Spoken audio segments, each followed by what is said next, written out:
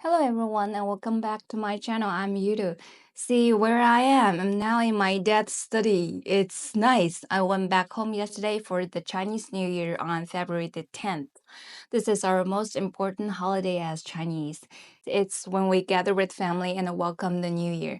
So there are many traditional and some might say superstitious activities. Maybe I can talk a little bit in the February video with you. And this is the first video for my ongoing Japanese challenge. To show my progress over the year, here is my plan. Each episode will have two parts. And the first part discusses my recent Japanese learning, which I'll share in Japanese. I'll talk about my progress, the resources I've used, and the enjoyable experiences I've had since moving to Japan. In the English part, I will talk about my personal opinions on learning a new language. The way I'm tackling Japanese is different from how I learned English. So this whole experience has completely flipped my initial thoughts and give me some fresh ideas that I like to share with you. For example, I like to talk about, is it possible to be fluent in Japanese without textbooks? And do you think we may rely too much on textbooks? And why I think there's no rush to speak. Speaking out loud has nothing to do with shinies. And caution to fall into the I'm working so hard trap. How to acquire vocabulary rather than memorizing them, etc. So if you're interested, hit the subscribe button and let's talk about it. And so for today, let me first report to you my recent progress in learning Japanese. And after that, I'd like to respond to a comment on my last video and show you how I do shadowing. 皆さん、こんにちは。夜です。今回は2024年1月の日本語の勉強と生活について話したいと思います。初めて日本でお正月を過ごしたので、大晦日までに大掃除をしました。ドアを飾って、新年の雰囲気を少し作った方がいいと思いました。でも、1月1日と2日に深夜飛行機の事故が起きてしまいましたね。すごく心配で、みんなが無事かなと思っていました。大変な新年でした。今月の日本語の勉強には3つの部分があります。1つ目は引き続きリンクでほぼ毎日ポッドキャストやオーディオブックを聞いています。先月より知っている単語は532個に増えました。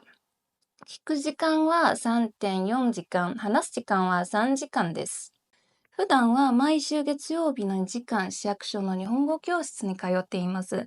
でも、1月にはお正月と成人の日があったので、2週間休みました。なので、話す時間が少なかったです。さらに、中国のお正月で帰省したし、忙しかったので、毎週の愛登記の会話レッスンも受けませんでした。2月はもっとオンラインで話さないといけないですね。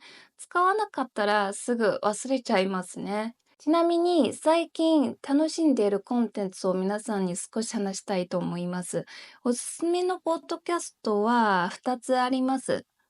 これらは Japanese with Noriko Season 1 Big Real Japanese です。Japanese with Noriko は2022年に日本語の勉強を始めた時からずっと聞いています。このポッドキャストのトピックは非常に豊かで日常生活や文化についていろいろと学ぶことができました。ミック Real Japanese はのりこさんのポッドキャストより少しスピードが速いですね。私は毎月サブスクリプションをしているので、自分で字幕をリンクにインポートして聞いています。ミク先生は自然なスピードで日常の話をしてくれて、とってもいいシャドーイングのコンテンツです。それに、最近はブラッシュアップライフをリンクに投入して3回目に繰り返して読んでいます。なぜなら、このドラマが大好きだからです。去年の1月に中国語の字幕で見たことがあります。12月にネットフリックスで出て、日本語字幕でもう一度見ました。今はネットフリックスから投入して3回目にセリフを読んでいます。素晴らしい作品ですね。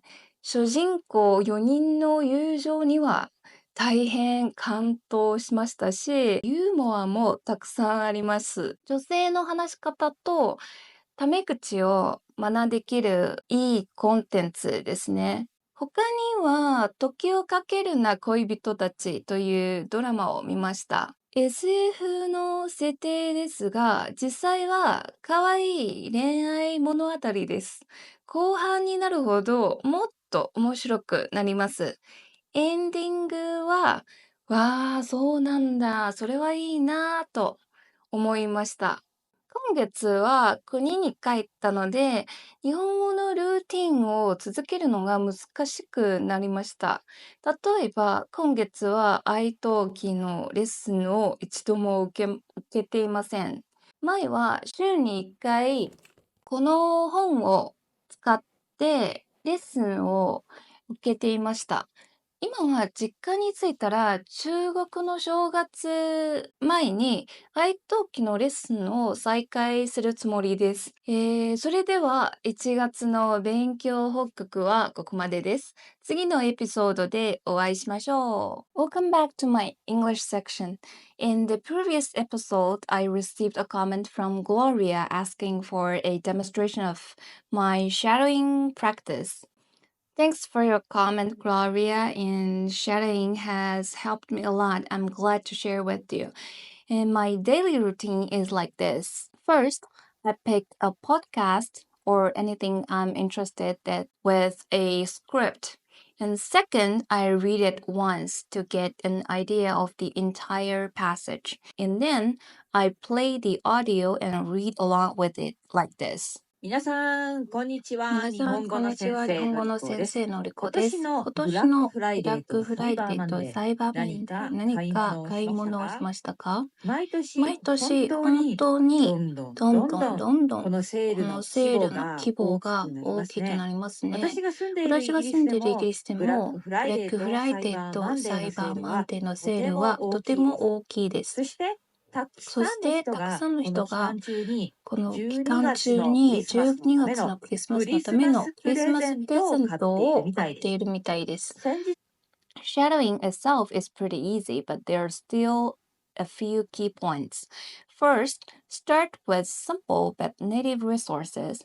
I began with the mini stories provided by Link when I was a beginner, and they are slow, clear, and have excellent native pronunciation and intonation. And second, choose an interesting topic. If you're trying to speak real life Japanese, then shadowing conversation is a good choice.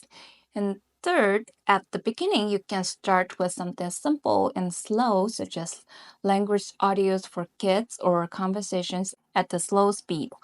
Once you get used to the language intonation or you find yourself having no trouble shadowing the source text, then switch to the texts that are slightly above your current level.